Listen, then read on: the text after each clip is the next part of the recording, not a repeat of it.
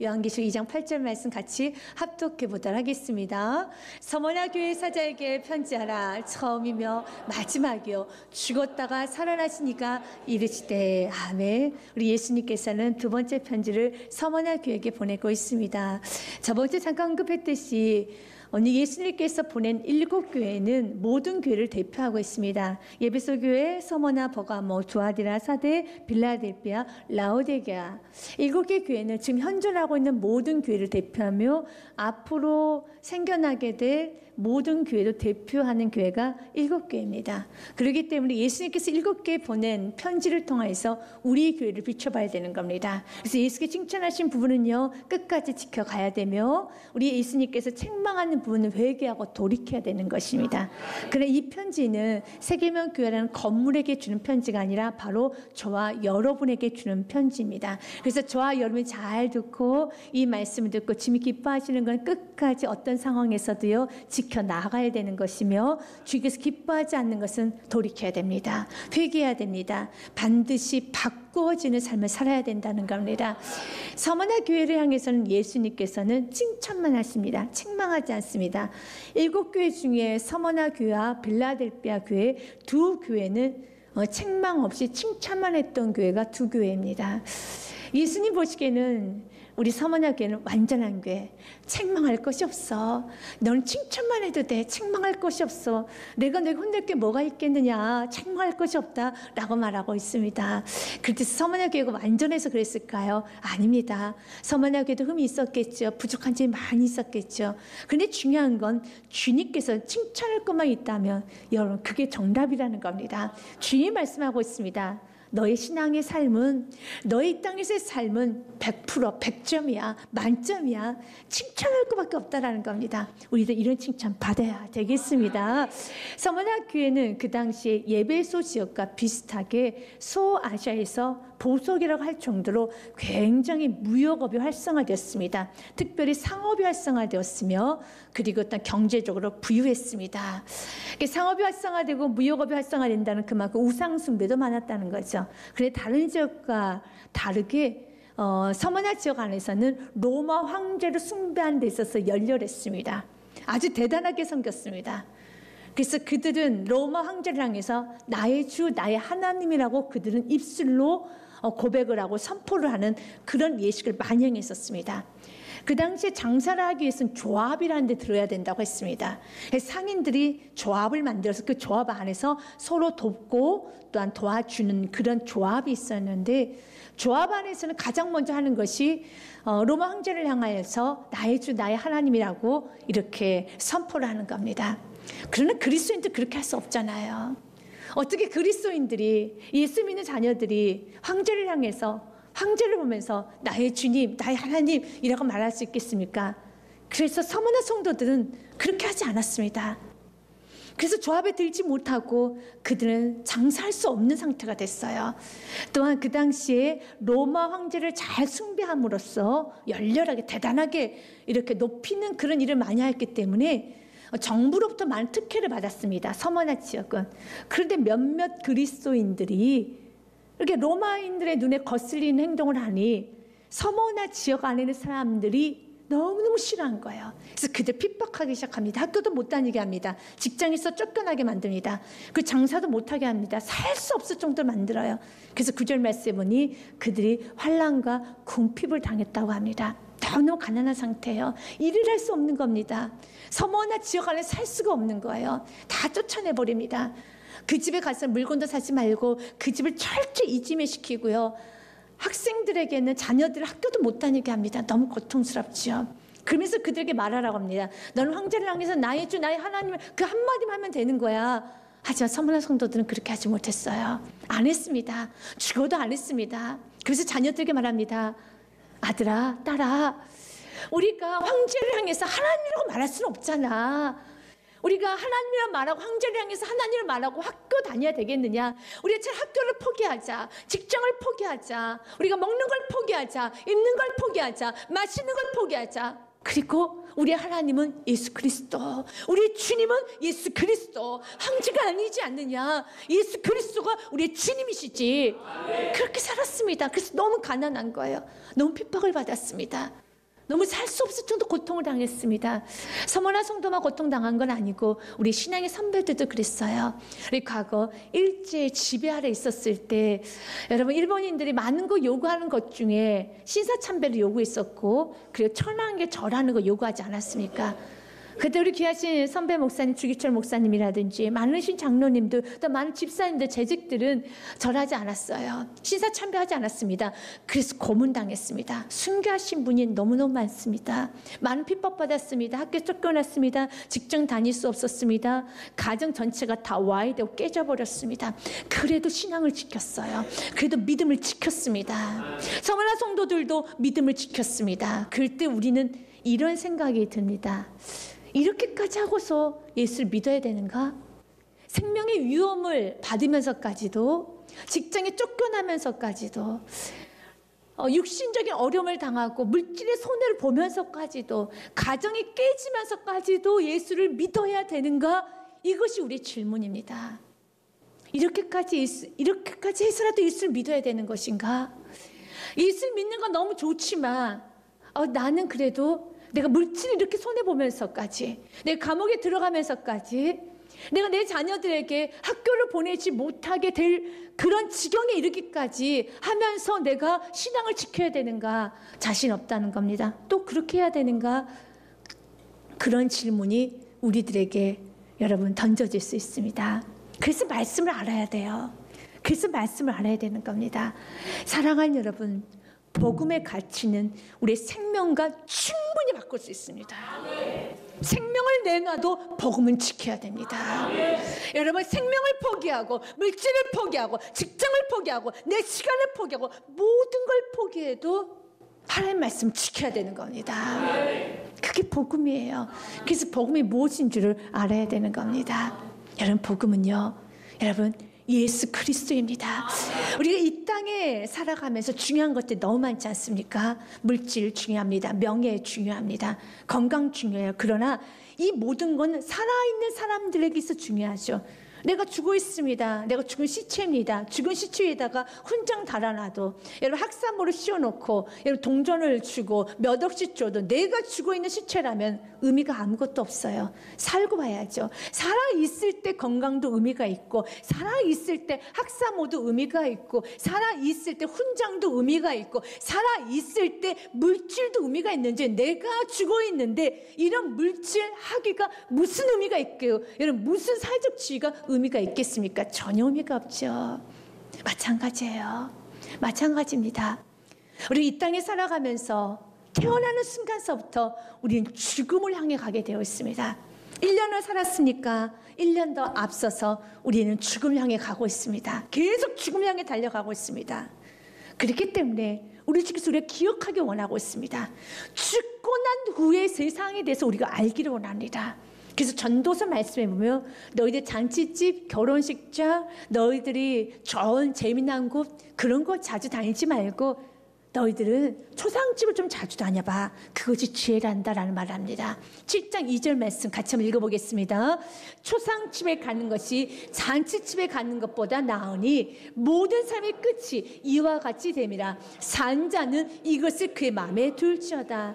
장례식에 가서 그 관을 보면서 나도 그 관 속에 들어가겠구나. 그걸 좀 기억하라는 겁니다. 그렇기 때문에 잔치집 가서 웃고 마시고 즐기고 오는 것보다 지혜로운 사람 자꾸 잔치집보다는 초상집에 가서 나도 언젠가는 저 자리에 있겠구나. 나도 언젠가는 저곳에 누워 있겠구나. 라는 것을 너의 마음에 둘지어다라고 말합니다.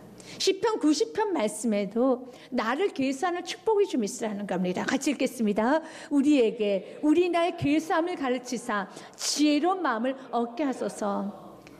우리가 나이가 들면 계산을 합니다. 내가 몇 년 일할 수 있는 시간이 있나? 정년이 얼마 남았나? 내가 은퇴하는 시간까지 내가 몇 년이 남았나? 계산하면서 노후를 준비합니다. 그런 준비 참 중요해요. 그러나 주님 앞에 설 준비를 해보라는 겁니다. 너의 나를 계수하여서 평균 70, 80 산다고 했는데, 강건해야 7, 80 산다고 했는데 70에서 80 살아갈 때 몇 년 남았는가 계산해 보면서 하나님 앞에 너의 모습이 어떨 것인가, 죽음 후의 세상이 어떨 것인가 한번 보라는 것입니다. 그러면서 우린 잘 알고 있습니다. 7, 80이 강건해야 7, 80이지만 어느 날도 부르면 갈 수밖에 없는 게 우리들의 인생이라는 겁니다. 그래서 바울이 이런 고백을 하는 거예요. 고린도전서 15장 말씀에 보면 내가 이 세상에 가장 불쌍할 수도 있다. 만약 천국이 없다라면 가장 내가 불쌍한 사람이야. 만일 그리스도 안에서 우리가 바라는 것이 다만 이 세상 삶뿐이면 모든 사람 가운데 우리가 더 불쌍한 자리다. 그렇습니다. 이 세상 70년, 80년, 때는 50년 이 세상이 전부라면은 이렇게 핍박을 받고 고난을 당하는 바울과 같이, 바울도 엄청난 모진 핍박을 받았어요. 모진 고난을 받았습니다. 바울은 결국은 순교까지 했습니다. 순교했던 그가 이렇게 고백하는 거예요. 내가 최고로 불쌍한 자다. 만약 이 세상이 전부라면, 이 세상이 전부라면, 이 세상이 전부라면 내가 최고로 불쌍한 자야. 바울이 최고로 불쌍한 자고, 서머나 성도가 최고로 불쌍한 자고, 여러분 이렇게 신앙생활하는 저와 여러분이 너무 불쌍한 자죠. 이 세상이 전부라면 마음대로 살아야죠. 마음대로 하고 싶은 거 다 하고요. 열심히 살고 싶으면 열심히 살고, 살기 싫으면 그냥 끝내버리고, 여러분 내가 하고 싶으면 다 하고 사는 거예요. 그러나 이 세상은 점과 같다 그랬어요. 영원히 사는 영생의 세계가 있다라는 겁니다. 그 영생의 세계가 있기 때문에 이 세상 우리가 함부로 살 수가 없는 거예요. 이 세상이 전부라면 내가 가장 불쌍한 자야. 그러나 20절 말씀에 이 세상이 전부가 아니라는 겁니다. 부활이 있다라는 겁니다. 영생이 있다라는 겁니다. 영원히 사는 세계가 있다라는 겁니다. 지금 우리가 사는 이 세상이 잠과 같고 영원히 사는 삶과 같은 영생이 있어요. 그래서 20절 말씀 같이 읽겠습니다. 그러나 이제 그리스도께서 죽은 자 가운데서 다시 살아나사 잠자는 자들 첫 열매가 되셨도다. 아멘. 예수님께서는 죽은 자 가운데 살아나셨어요. 인간은 죄인이기 때문에 죽음으로 갑니다. 죽음을 어느 누구도 패스할 수는 없어요. 여러분 어떻습니까? 지식이 아주 많아도, 돈이 아주 많아도, 여러분 죽음 앞에서 맞서서 싸우는 사람을, 이긴 사람을 보셨습니까? 없어요. 아무리 오래 살고 싶어도 오래 살 수 없어요. 죽음 앞에서는 다 무릎을 꿇습니다. 저 사람도 오래 살았으면 좋겠다는 사람 오래 살 수 있던가요? 아닙니다. 우리는 다 죽음을 향해 가겠어요. 아무리 여러분 모든 권력을 가져도, 돈이 아무리 많아도 죽음으로 갑니다. 죽음 앞에서 무릎을 꿇어요. 그런데 우리 예수님은요, 그 죽음을 짓밟으신 분이 예수님이십니다. 그 죽음을 짓밟으셨습니다. 21절 말씀에 보면은 사망이 한 사람을 말미암았으니 죽은 자의 부활도 한 사람을 말미암는다. 아멘. 왜 우리가 죽습니까? 죄인이기 때문에 죽어요. 죄인이기 때문에. 아담 이후로 우리는 죄가 들어왔습니다. 태어날 때부터 죄인입니다. 그래서 여러분 신생아들 2, 3, 4 아이에게 여러분 욕심을 가르쳐줬습니까? 싸우는 법을 가르쳐줬습니까? 그러나 가르쳐주지 않아도 욕심 부려요. 그래서 부모님 말합니다. 욕심 부리지 마세요. 싸우지 마세요. 누가 가르쳐주지 않아도 여러분 욕심 부리고 자기 입밖에 모릅니다. 오직 움켜쥡니다. 자기밖에 모르면 이것이 인간이에요. 그러나 이런 죄만 있습니까? 수많은 죄가 우리의 마음과 우리 생각 속에 너무나도 많은 죄가 있죠. 여러분 가장 큰 죄는 이 하나님 모르는 죄가 가장 큰 죄라는 겁니다. 그 죄는요 사망으로 갑니다. 더 정확히 말한다면 지옥으로 가는 거예요. 그런데 그 사망으로 가는, 그 지옥으로 가는 그 문턱에서 예수님이 모든 걸 멈추셨습니다. 누가복음 17장 말씀에 보면 자녀가 죽었어요. 그래서 자녀의 관을 앞세면서 울고 있는 과부가 있었습니다. 그때 그 과부에게 예수님 말씀합니다. 위로해 주십니다. 울지 말라. 예수님만이 위로해 줄 수 있습니다. 예수님만이 답변을 주시기 때문에 울고 있는, 무엇 때문에 우는 줄 알잖아요. 자녀가 죽었어요. 우리 울어야 돼요. 자녀가 죽었으면 울어야죠. 그런데 예수님 말합니다. 울지 말라, 울지 말라. 주님께서 과부를 보시고 불쌍히 여기사 울지 말라 하시고 14절 말씀을 같이 읽겠습니다. 가까이 가서 그 관에 손을 대시니 맹자들이 서는지라. 예수께서 이르시되 청년아 내가 내게 말하니 일어나라 하시매. 아멘. 관에 손을 대실 수 있는 분, 죽음을 싹 멈출 수 있으신 분, 지옥에 가는 그 길목을 막으실 수 있는 분은 예수 그리스도밖에 없습니다. 예수님께서 그 죽음을 막으셨어요. 우리는 지옥으로 가는 우리들을 막아주셨습니다. 예수 그 관을 앞에서 손을 대셨습니다. 죽음을 멈추셨어요. 그리고 15절 말씀에 같이 읽습니다. 죽었던 자가 일어나 앉고 말도 하거늘 예수께서 그를 어머니에게 주시니. 아멘. 여러분, 앉고 일어나 부활이라는 겁니다. 바울이 왜 불쌍한 자가 아닙니까? 왜 바울이 승리자입니까? 바울이 지금 죽음으로 가는 것이 아니라, 이 세상이 끝나는 것이 아니라 천국으로 이어지기 때문에, 영생의 축복이 있기 때문에. 그래서 22절 말씀에 보면 고린도서의 15장 이렇게 되어 있습니다. 15장 22절 말씀을 같이 읽겠습니다. 아담 안에서 모든 샘이 죽은 것 같이 그리스도 안에서는 모든 샘의 삶을 얻으리라. 아멘. 우리는 죽으러 가야 되는 길입니다. 우리 길이 바뀌었어요.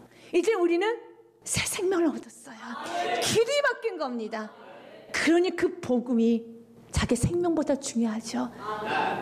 이 복음과 생명을 바꾸는 거예요. 이 생명은 이 땅에서 내가 50년, 70년의 유한한 생명이라면, 이 복음은 영생을 얻을 수 있는 복음이기 때문에 생명과 바꿔서도 복음을 지켜요. 내가 지옥으로 떨어졌던 내가 지옥으로 가야 되는 나를 예수님께서 멈춰서 그분의 보혈의 피로, 내가 죽어야 되는데 그분이 십자가에서 나를 대신해서 죽으심으로, 그분이 흘린 피로 내가 다 사함받고, 내가 이제 죽으러 가는 그 길이 아니라, 지옥으로 가야 되는 그 길이 아니라, 예수 그리스도 안에서 모든 사람이 삶을 얻으리라. 이제 우리는 천국으로 가는 거예요. 천국으로 가는 겁니다. 오늘 죽어도 내가 천국 백성 되었다는 거, 서머나 성도에게는 너무 큰 소망이라는 겁니다. 너무 큰 기쁨이라는 겁니다. 어떻게 이 사랑을 받았는데,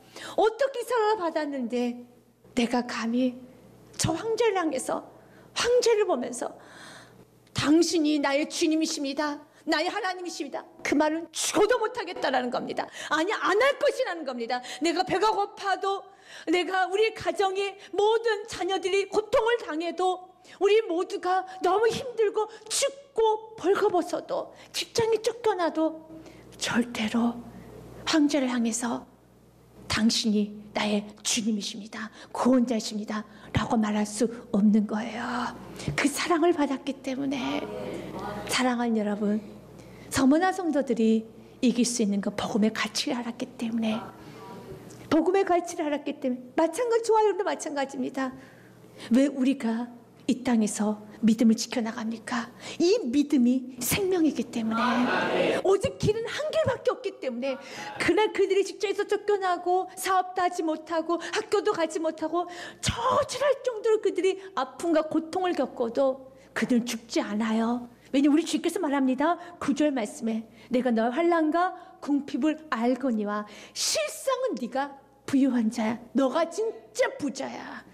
주님이 우리를 부자라고 하십니다. 너가 진짜 부자야. 내가 너 도와줄게. 여러분, 우리는 주의 힘과 능력으로 살아가는 겁니다. 주님 믿고 망하는 사람이 없습니다. 이 땅에서 여러분 좀 헐받을 수 있습니다. 하지만 천국과 잇대어서 살아가는 우리들의 삶, 주님이 천국으로 갚아주십니다. 그리고 이 땅에서는 어떻습니까? 우리 수많은 신앙의 선배들이 믿음을 지켜나감으로써 저와 여러분이 이렇게 복음이 전파되어진 것처럼 우리를 통해서 썩어질 것을 위해서 7, 80년 사는 것이 아니라 복음을 전파하는, 믿음을 계승하는 그러한 삶을 살 수 있다는 건 이게 최고의 가치라는 거예요. 최고로 좋은 거라는 겁니다. 그러면서 서머나 성도들이 버틸 수 있었던 것은 그들은 항상 위로를 받았어요. 9절 말씀은 이런 말씀 있잖아요. 내가 내 환난과 궁핍을 알거냐. 이 편지를 받았을 때, 야, 내가 너의 환난, 너의 어려움, 너의 수고 내가 다 안다. 그들 위로받았어요. 위로받았어요. 여러분, 세상에 나가 살았는데 쫓겨나고 학교에서 쫓겨나고 장사도 못하니 얼마나 힘이 들겠어요. 그래도 예배 자리 지켜야 되기 때문에 교회 왔어요. 근데 주님의 말씀이 선포됩니다. 내가 너의 수고를 안단다. 내가 너를 안단다. 모든 상처, 슬픔, 배고픔이 눈 녹듯이 다 사라졌어요. 그게 위로예요. 서머나 교회는 그런 위로를 받았다는 거예요. 여러분, 예배 시간에 주님 위로해 주시고 말씀을 격려해 주시면 회복을 받아야 돼요. 울기도 해요. 회복도 되는 것 같아요. 그럼 언제 회복이 되잖아요. 왜 그럴까요? 왜 그럴까요? 여러분, 우리가 사랑하는 사람에게 사랑합니다. 존경합니다. 정말 당신은 잘 될 겁니다. 여러분, 사랑하는 사람에게 사랑합니다 말을 들었었을 때 회복이 되잖아요. 서머나 교회 성도들은 예수의 그 위로 한마디에 위로를 받았어요. 언제 회복이 되는 거예요. 그럼 예배소 성도들은요, 처음 사랑 잃어버렸기 때문에 아무리 위로를 해줘도 내가 너 다 알고 있어. 그래도 온전히 회복이 안 돼요. 왜 그럴까요? 노골적으로 표현할게요. 바람나서 그래요. 바람나서 그래요. 서머나 교회가 왜 우리 주께서 그렇게 칭찬한 줄 압니까? 예수의 말 한마디에 위로받고 회복이 되는 거예요. 세상이 지쳐있다. 예배 드리고 나면 충만해져서 우리 다시 사는 거야. 다시 일어서는 거야. 오늘 믿음의 길 가는 거야. 가자. 믿음의 길 가자. 이런 은혜가 있으니 주님은 칭찬만 하죠. 시편 말씀에 보면 다윗이 그랬어요. 84편 5절 말씀에 그는 대로가 열려 있어요. 같이 읽겠습니다. 시작. 주께 힘을 얻고 그 마음에 시온에 대로가 있는 자는 복이 있나이다. 어떤 사람 복이 있는 줄 아십니까?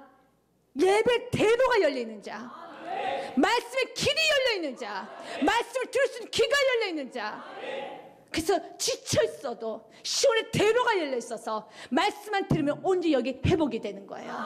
그 다시 일어서는 겁니다. 서머나 교회가 그랬어요. 내가 너 알고 있어. 그 한마디에 그들은 달려나가는 겁니다. 우리가 이런 은혜가 있어야 돼요. 여러분, 만약 그 복이 있다라면 지쳐있다가도 예수님 말 한마디, 내가 너 알고 있어. 내가 너의 눈물을 안오라. 그 한마디면 눈물이 쏟아져서 언제 회복이 된다라면 여러분, 진짜 주님께서 기뻐하는 성도라는 겁니다. 그런 성도에게 주님은 오늘 10절 말씀 이렇게 말합니다. 야, 이제 다 됐어. 끝이야. 라고 말하지 않고요. 10절 말씀 같이 읽겠습니다. 시작. 너는 장차 받을 고난을 두려워하지 말라. 볼지어다 마귀가 장차 너희 가운데 몇 사람 오게 던져 시험을 받게 하리니 너희가 10일 동안 환난을 받으리라. 내가 죽도록 충성하라. 그리하면 내가 생명의 관을 내게 주리라. 이제 다 돼서 끝이라고 말하는 것이 아니라 너는 더 큰 환난이 기다리게 될 것이다. 죽도록 충성하라. 이 말씀을 그대로 받아들여야 돼요. 여러분, 제한하지 말고 내 말씀이다. 죽도록 충성하겠습니다. 받아들이십시오. 여러분들 세상을 살다 보면 이런 원리를 알아요. 사업이 잘 될 때, 일을 할 때 여러분 동력이 붙습니다. 그리고 지금까지 하지 못했던 많은 일들을 한꺼번에 일을 할 수 있는 힘이 생겨요. 한번 아이디어가 쏟아지기 시작하면요, 여러분 정말 많은 아이디어가 쏟아집니다. 그래서 그걸 기회죠. 한번 바람이 불 때 사업을 하시고 일을 하신 분 여러분 잘할 겁니다. 한번 바람이 불 때 그 바람을 잘 타야 되겠죠. 순종하는 사람에게 주님은요, 순종했다는 축복도 주시지만 여러분 주님께서 밀어붙이는 순종, 한두 가지 순종이 아니에요.